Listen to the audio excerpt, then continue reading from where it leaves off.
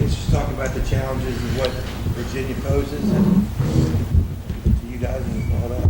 Well, I mean, obviously, as we say here each week, our challenges start with ourselves. And, the last couple of weeks on offense, our execution has been down.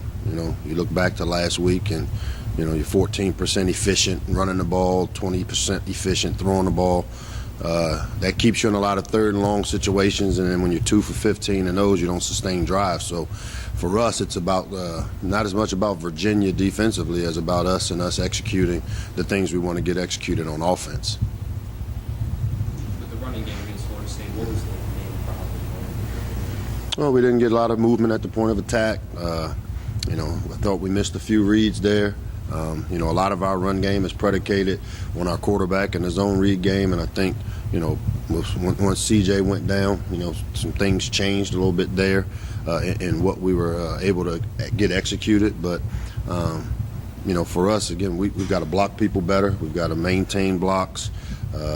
When you're in the zone read schemes, you got to make sure you read it correctly. And then, overall on the perimeter, when we get the ball to the edge, we've got to make sure we also take care of blocking the perimeter. And, all those things encompass running the football, and we haven't been very good at it. When a key player goes down, and it's like a quarterback or whatever, how does it change the dynamics? I mean, I know you like to try to stay on the same game plan and all that, but there are plays that guys run are stronger for some guys than others. And how do you adjust that on the fly, and how do you keep that going? Well, hopefully you don't adjust on the fly. I think that, we prepare for worst-case scenarios as always. We know what the strengths and weaknesses are of our skill or our players and our offensive schemes. So a lot of that stuff is done before the game even starts. So it's not necessarily an on-the-fly adjustment. There may be a few things you tweak if it happens, if and when it happens. And I think that we've got to do a better job of handling when things like that take place, whether it's receivers, quarterbacks, running backs. Our mentality of the next man up, next guy has to step up and do the job. We know Caleb is a good passer. When you look at the film, how did he do on kind of making the right reads and doing the right ball the game? I mean, I thought, as I told him after the game, I thought Caleb came in and executed a lot better than what I would have expected. Being as though, coming into that type of situation. I mean, his first play is a 3rd and 12, and he bangs the 7 route for a first down, and then he comes back and he gets into a little rhythm. We get the ball to Steph, and then we get a holding penalty and get behind. And, when you play really good teams like Florida State in that type of environment and that type of stage, you've got to take advantage of every opportunity you're given. And, I thought Caleb played okay. Even though you guys didn't have a ton of penalties, it seemed like they happened at key times, like on that drive. And I think there was another one. False start. A long completion. How big were those to kind of stopping the momentum when it seemed like things might starting to turn?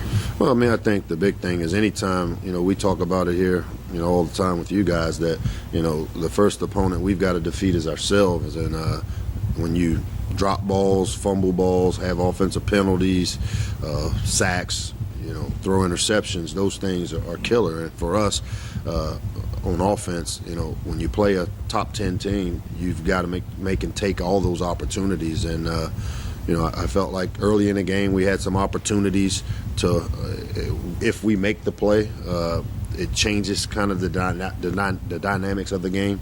The deep ball down to Dion, that he didn't catch when he and Nigel were kind of in the same area. Those plays are big explosive plays that change momentum. And, we had 2 guys in the same area. One guy shouldn't have been there, brought coverage over. And as we pointed out to our guys, I mean, those are the types of plays when you play really good teams. You can't have those type of errors or those type of mistakes. And, whether it's a holding, a penalty, we've got to make and take advantage of our opportunities.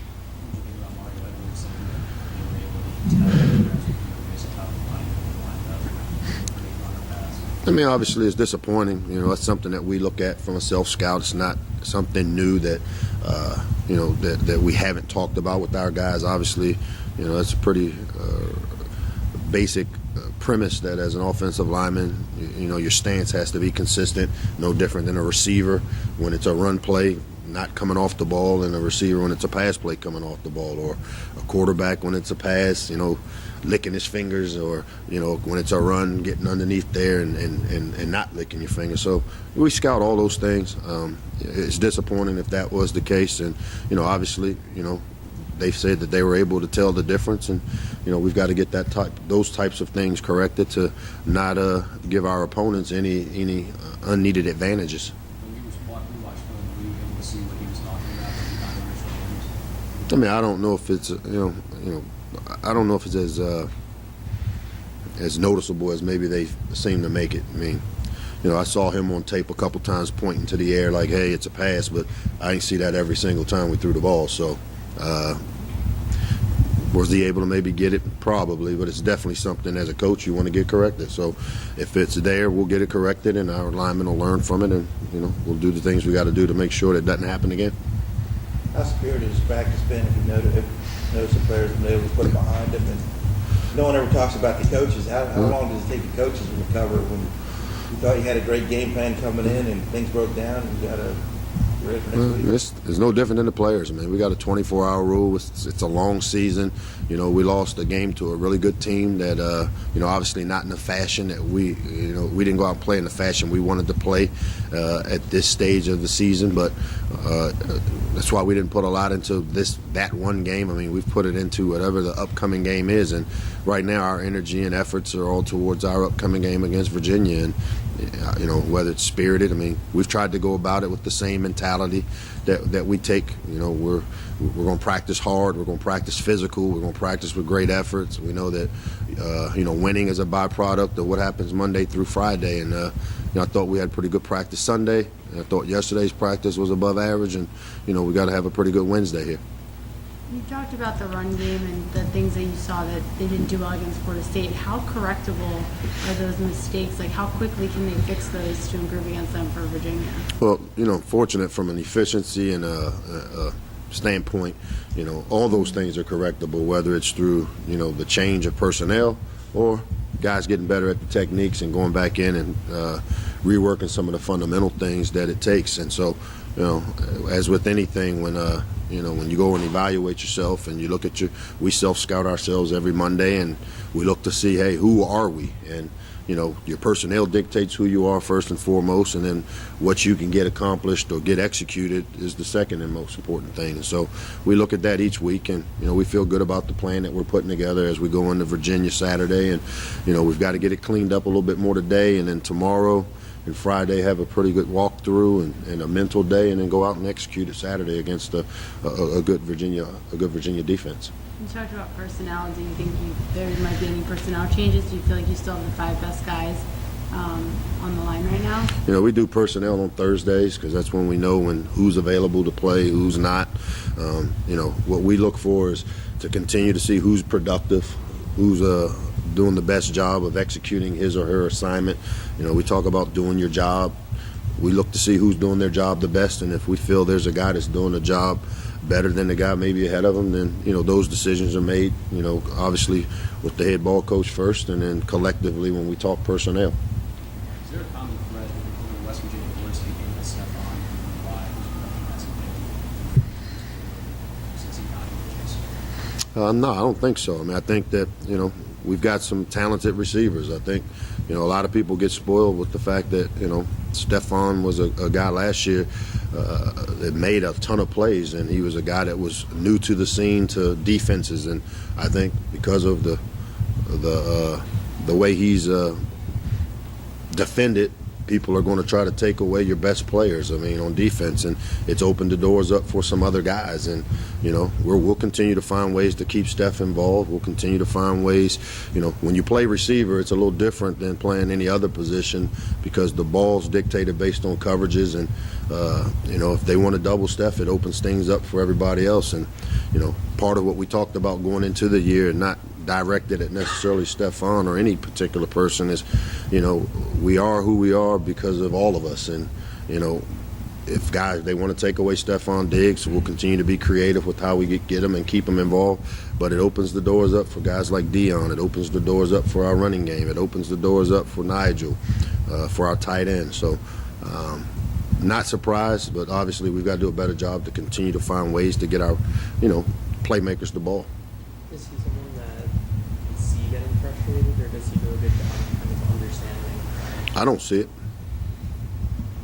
If you've had a long history playing, coaching against Virginia, talk about the last meeting that Maryland had with Virginia in a while, and especially meaning to you.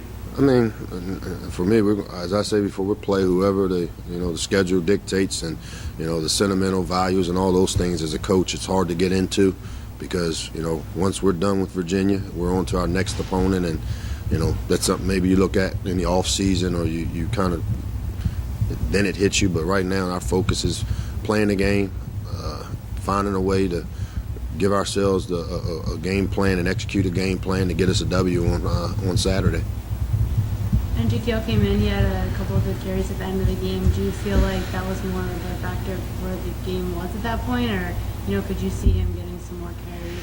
No, I mean, Jaquil's a talented player, but we feel like, again, we've got Brandon, and we've got to get him going again, and obviously Albert. Both those guys are talented players, and then Jaquil does bring a different element, and much like anything, we always continue to look and find ways to get our best players the ball. And I thought he came in and did some good things at the end, but I think also the game dictated some of that. And we were trying to get out of the game, and Florida State obviously was trying to finish the game up themselves. So, Mike, I don't know if you were asked this just before I got here. Randy talked about yesterday just being able to move on, and as coaches, you learn how to do that and get that through to your players. But when you have a young team that has had success and then all of a sudden has this, big score thrown at them, is it a little harder to get a young team as opposed to a more veteran team to respond? Or maybe it's easier for a young team because they don't know any better. Well, I think it's a little bit of both. I think, obviously for us, it's our jobs as coaches to get us through it, and that's where I think the system of how we approach each week dictates it, because there's not a lot of time to dwell on what happened Saturday. And we addressed it Sunday. One of the things that we said on offense is we weren't and wouldn't allow what happened Saturday to a really good Florida State team to have any outcome or have any meaning on what took place this upcoming week against Virginia. So for us, we buried it Sunday. We went out and prepared and practiced on Sunday, which I think the way our schedule goes, it kind of doesn't allow it to linger, because once we got out of the team meeting and the film review, we're out on the practice field and we're showing Virginia looks, and that's we hadn't done much talking about the Florida State game, because obviously all of our efforts and energy are on preparing our guys for a tough Virginia team that's coming in here. It's a rivalry type game. They're a team that's, obviously they had a tough loss this past week, and I'm sure they're looking to rebound as well against Maryland, which is a rivalry game for them as well. Anything in your history, do you reflect, or you do not have time to reflect, whether it was as an assistant in all the places or at New Mexico, where you guys had a really big lopsided game and then were able to come back the next week, beat a conference rival? You know what? I haven't had a chance to think back to that. Being something maybe to look into maybe at the end of the year. But I think the focus has to be not necessarily reflecting back on rebounding at other times, but finding a way to rebound this week, and that's what our mindset has been. That's what it has to be for us to be, the type of team that we want to be. I mean, we're not going to let one game define our season, and so it's on to this next one, which, it's the important game because it's our next one. Talking about rebounding is different, actually. Do you think we might learn something about the way this team will go out and kind of respond to the person who's faces all year? Well, there's no doubt you'll see, and we see it in practice. Our guys, I think, have, like I said, we've had probably two of our better practices Sunday. I thought yesterday's practice was a lot better. Tuesday, which, sometimes Tuesdays are like pulling teeth because they're coming off a day off. This is the time of the year with a lot of midterms and things like that. But the focus was there, and the energy level was there. But talking about it, like you said, is one thing, but going out and doing it. And we'll find out a lot about ourselves this Saturday.